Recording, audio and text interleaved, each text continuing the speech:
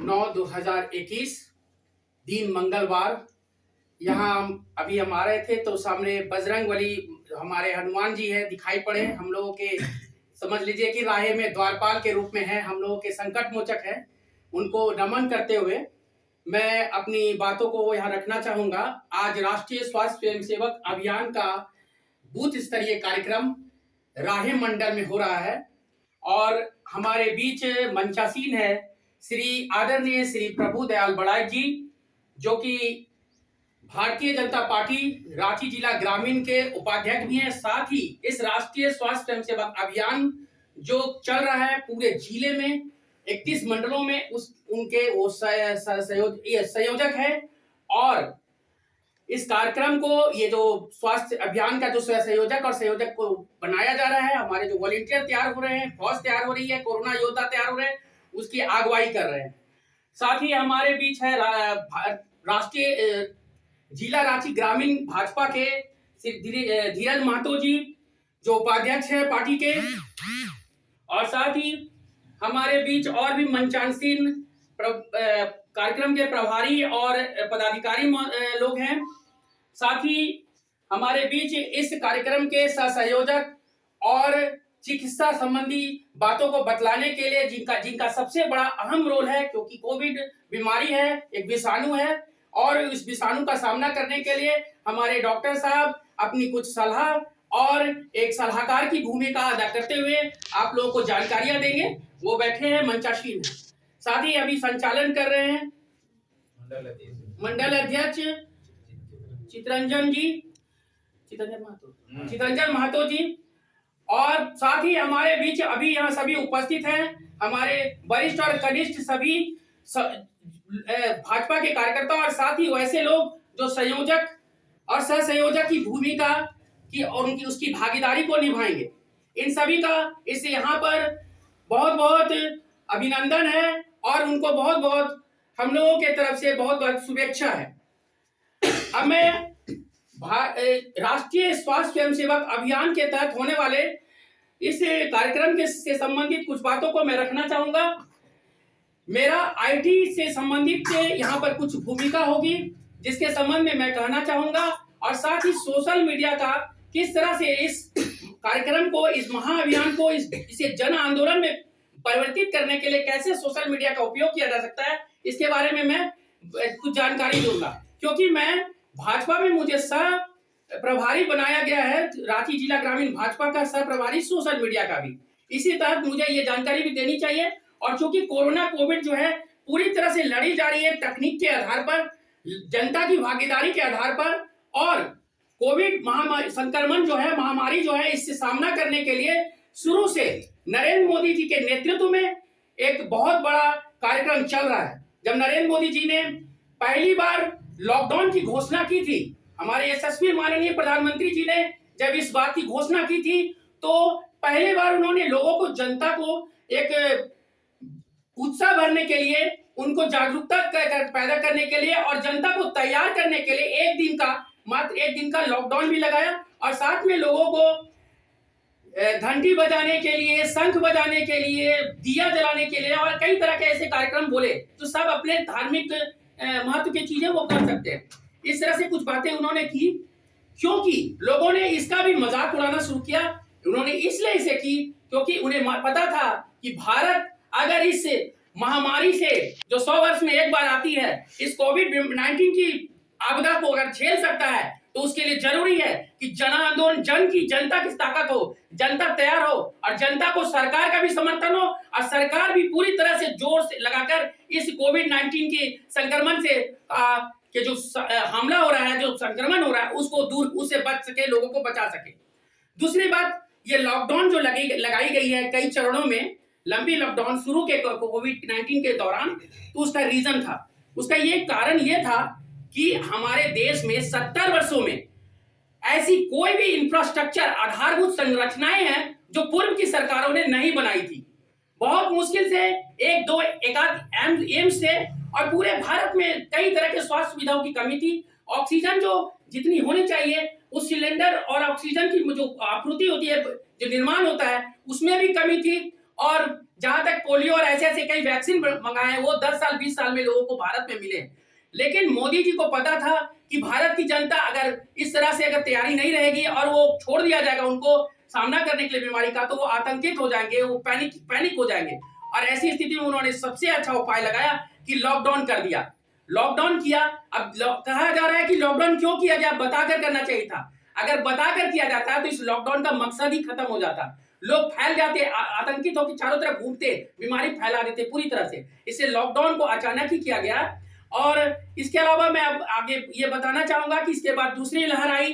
दूसरी लहर में भी लोगों ने सामना किया। दूसरी लहर बहुत, इसका स्ट्रेन बहुत ही भारी था। उसकी जो लहर आई उसका जो रूप था वो ज्यादा खतरनाक घातक था, जिसके चलते कुछ नुकसान हुआ, जान की हानि हुई, लोगों का आर्थिक भी नुकसान हुआ। लेकिन इसी दौरान मोदी जी ने, हमारे यशस्वी प्रधानमंत्री नरेंद्र मोदी जी ने और उनकी कैबिनेट ने यह निश्चय किया कि हम कोरोना का सामना भी करेंगे और साथ ही लोगों की जान भी बचाएंगे और लोगों की जीवन रक्षा के साथ साथ जहान भी बचाएंगे। अर्थात उन्होंने आजीविका पर भी ध्यान दिया और जीवन पर भी ध्यान दिया। और इस तरह से कई लाखों करोड़ की रुपए की पैकेज उन्होंने दी अर्थव्यवस्था को मजबूत करने के लिए।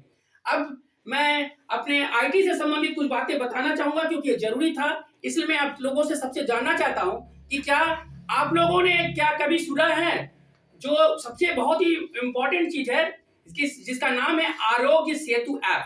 क्या आप लोग आरोग्य सेतु ऐप को डाउनलोड कर चुके हैं? हाँ सर। कितने लोग डाले हैं? मात्र कुछ कम ही लोग। देखिए आप लोग कोशिश कीजिए, जिनके पास एंड्रॉइड नहीं है तो आप लोग बताइए उनको कि आरोग्य सेतु ऐप क्या है। क्योंकि आरोग्य सेतु ऐप के माध्यम से हम बीमारी के बारे में जितनी भी जानकारी है वो प्राप्त कर सकते हैं। हम वैक्सीन जो होता है कि कोविड भारतीय वैक्सीन है कोवैक्सीन और कोविशील्ड, आप कब लिए, कितना बजे, कितना तारीख को लेना है, कितने दिनों में लेना है, आपका स्लॉट कब बुक होगा, आपका स्लॉट बुक होगा और आपका स्लॉट बुक होने के बाद कब आपको वैक्सीनेशन होगा, ये सारी जानकारियां आरोग्य सेतु ऐप में उपलब्ध है। साथ ही आपको बहुत सारी जानकारियां और भी इसमें उपलब्ध है। सरकार की हॉस्पिटल वैक्सीनेशन सेंटर, जिसको टीकाकरण केंद्र कहते हैं, वो सभी जानकारियां आरोग्य सेतु में आपको उपलब्ध हो जाएगी। इसलिए आरोग्य सेतु ऐप का उपयोग कीजिए। कंप्यूटर के माध्यम से और भी जगह है जहां पर आप प्रज्ञा केंद्र और भी जगह है, जानकारी आप ले सकते हैं जिनके पास मोबाइल उपलब्ध नहीं है। तो फिर एक सबसे ज्यादा इंपॉर्टेंट चीज है कि आप नमो ऐप का भी उपयोग कीजिए, ज्यादातर लोग ज्वाइन कीजिए क्योंकि इसमें बहुत सारी जानकारियां हैं जो प्रधानमंत्री के कार्यक्रम से संबंधित होते हैं। इससे भी रिलेटेड जानकारियां नमो ऐप में डालते हैं, प्रधानमंत्री पीएमओ कार्यालय डालता है। तो आप नमो ऐप का भी वॉलेंटियर बने। दूसरी चीज कि सबसे इंपॉर्टेंट है, एक इसका पोर्टल है, वेबसाइट है, जिसको हम लोग बोलते हैं www.sevahisangathan.org। यहां पर सेवा में आपको ऐसी WA लिखना है, VA नहीं लगाना है। गलती से लोग VA लगा देता है क्योंकि भी हो जाता है वो के लिए, लेकिन W लगाना है। तो आप sevahisangathan.org लगाइएगा। ORG का मतलब यहाँ संगठन से है और आप इसका उपयोग कर सकते हैं कई तरीके से। जो आने वाले समय में जो अभियान चल रहा है उसमें हम लोगों को मंडल लेवल पर लोगों की जानकारियां पोर्टल में डालनी है, फीड करनी है। और इसके बाद बूथ स्तर में जो कार्यक्रम होंगे, यहाँ के जो संयोजक होंगे वो इसमें मदद करेंगे। हम लोगों को भी ये काम है, हम लोग भी कर सकते हैं। इस पोर्टल में डाला जाएगा सारा डिटेल्स।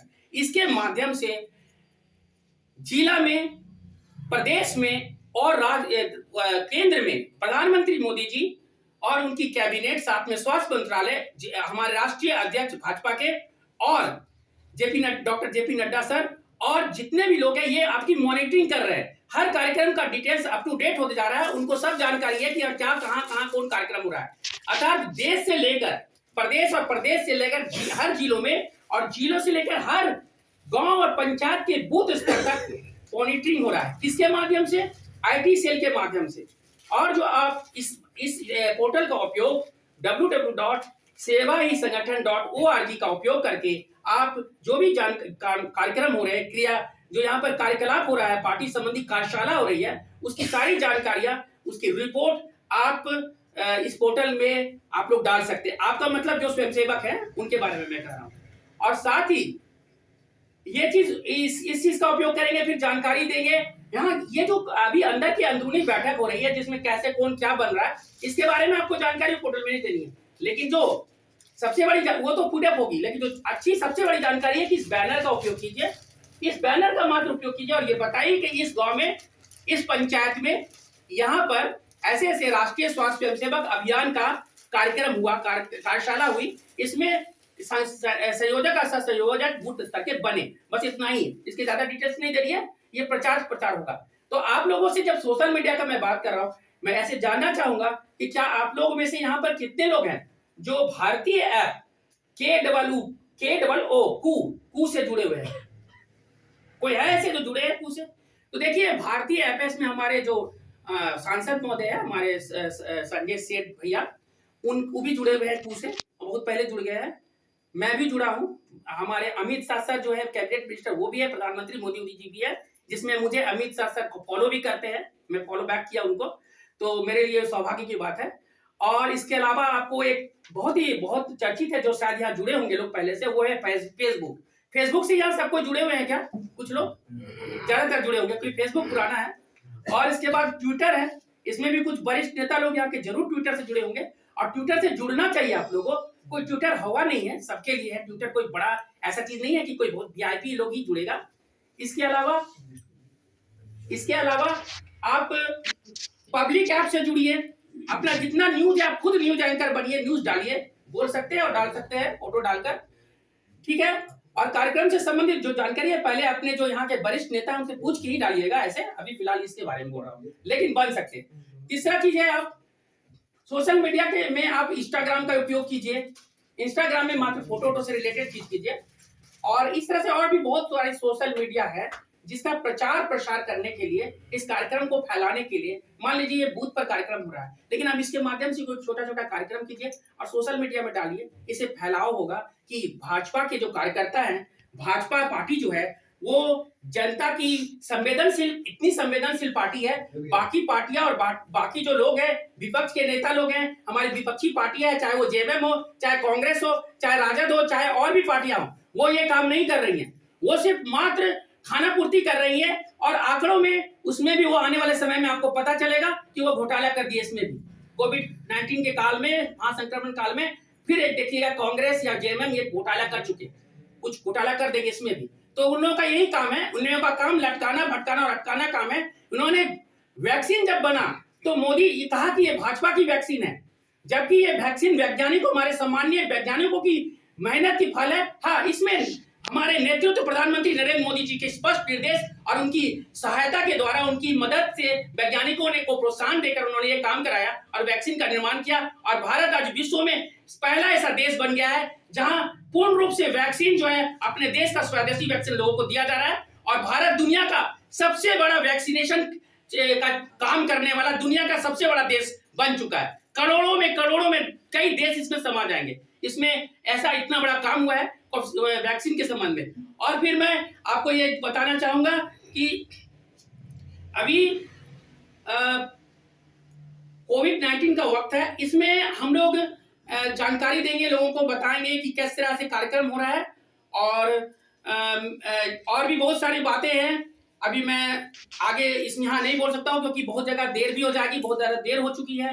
मैं सोशल मीडिया से संबंधित कुछ बातें रखना चाह रहा था, जिसको मैंने थोड़ा सा इसके साथ आपको बता दिया है, और आप इसका उपयोग करिए। आने वाले समय में आप लोगों का नाम इस भागीदारी, इस राष्ट्रीय स्वास्थ्य सेवक अभियान के तहत आपका फैल जाएगा और आपको जानकारी मिलेगी प्रधानमंत्री मोदी जी के पास। आप www.sevahisangathan.org के माध्यम से प्रमाण पत्र भी प्राप्त कर सकते हैं। ये प्रमाण पत्र आपको उस पोर्टल के माध्यम से आपको मिल जाएगा, और आप जो स्वयंसेवक है और जो भी है, वो आपको ये लगेगा कि आप प्रधानमंत्री राष्ट्रीय स्वास्थ्य स्वयंसेवक अभियान के आप एक हिस्सा है, भागीदार है। आप इसे जन आंदोलन बनाइए, और जन आंदोलन बनाने के लिए ये सब काम करने पड़ेंगे, ये जरूरी है। और आप एक अच्छे नागरिक, एक संवेदनशील नागरिक का परिचय देते हुए इस कार्यक्रम को सफल बनाइए। मैं इन्हीं शब्दों के साथ आप सब अपनी वाणी को विराम देता हूँ। मेरे साथ बोलिए, वंदे मातरम, वंदे मातरम, वंदे